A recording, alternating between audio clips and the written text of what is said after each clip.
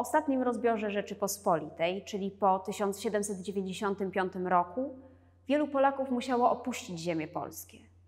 Na emigracji mogli swobodnie zastanawiać się nad metodą odzyskania niepodległości i kształtem przyszłej Polski.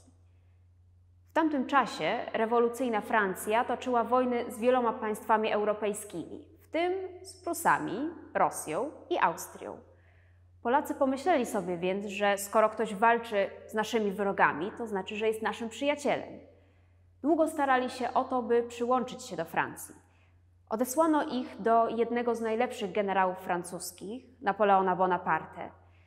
Napoleon był początkowo nieufny, potem jednak docenił bitność żołnierzy polskich. I tak na początku 1797 roku powstały we Włoszech, a dokładniej w Republice Lombardii, legiony polskie.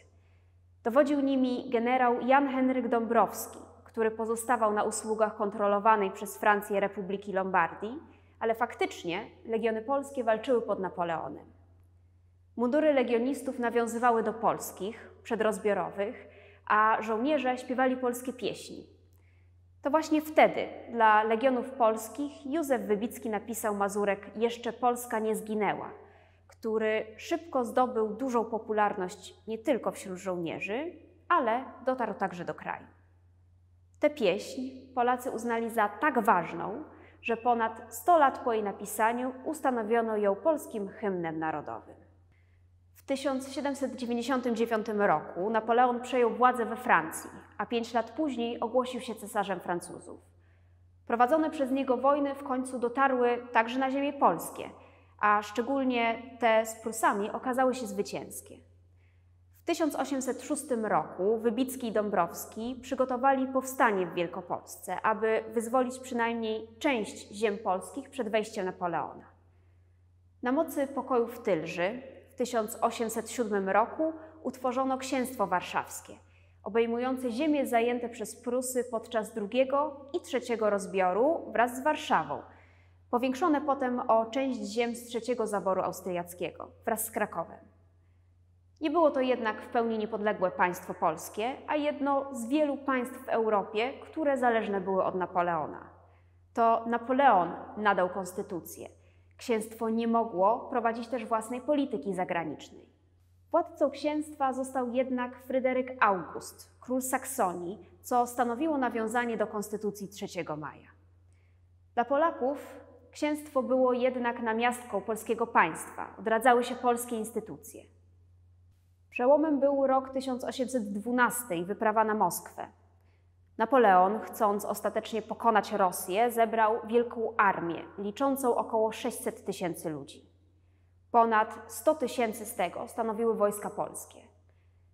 Kampania roku 1812 nie była jednak udana, między innymi dlatego, że wojska rosyjskie stosowały tak zwaną taktykę spalonej ziemi.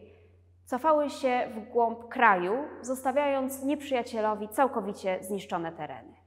Napoleon zdobył ostatecznie Moskwę, ale wkroczył do miasta podpalonego wcześniej celowo przez Rosjan. Zmuszony w końcu do dramatycznego odwrotu, Napoleon został niebawem ostatecznie pokonany. Na mocy ustaleń Kongresu Wiedeńskiego po 1815 roku zlikwidowano Księstwo Warszawskie, a jego ziemie z pewnymi zmianami granic wróciły do zaborców. Na kolejną okazję do odzyskania niepodległości trzeba było poczekać kilkanaście lat.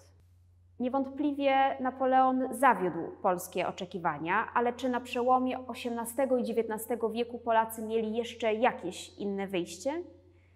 Właściwie nie było wtedy innej opcji, jak tylko przyłączyć się do Napoleona. Sytuacja międzynarodowa była taka, że pewne postulaty można było osiągnąć nie prowadzeniem pokojowej polityki, ale wojną. Po Kongresie Wiedeńskim na ziemiach polskich zaczęła tworzyć się legenda napoleońska. Duży wpływ na jej umacnianie się miał także pan Tadeusz Adama Mickiewicza.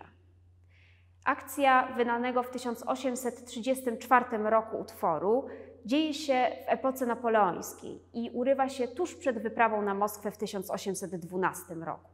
Zegar w dworku soplicowskim wygrywa mazurka Dąbrowskiego, a na dęku tabakiery księdza Robaka przedstawiony jest Napoleon i jego armia. Było to w dużym stopniu oparte na wspomnieniach samego Mickiewicza. Poeta miał 13 lat, gdy w 1812 roku Wielka Armia, w tym oddziały polskie, przechodziła przez jego ojczystą Litwę. Pomimo że Mickiewicz wiedział, jak ta kampania się skończyła, nigdy nie stracił wiary w Napoleona.